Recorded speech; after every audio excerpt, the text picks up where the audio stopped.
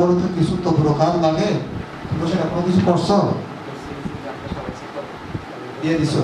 আচ্ছা যা দিলে সামনে থেকে আরেকটা কাজ করবা, কারণ সবকিছু বাকিটা তোমরা হয়ে যাচ্ছে, আমাদেরকে কোনো দিকে তোমরা সংযুক্ত করতেছ না।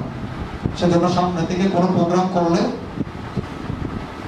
আমরা যারা আছি তোমাদের খেদমতগার, যারা আমরা তোমাদের খেদমতে তোমাদের সেবায় নিয়োজিত রয়েছি, আমাদেরকে একটু যুক্ত করবে তোমরা।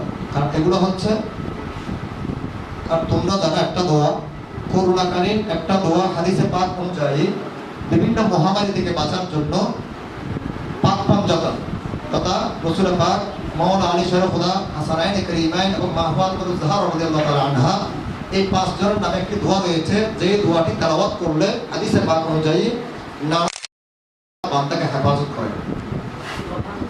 সেজন্য এটা হাদিসে পাক।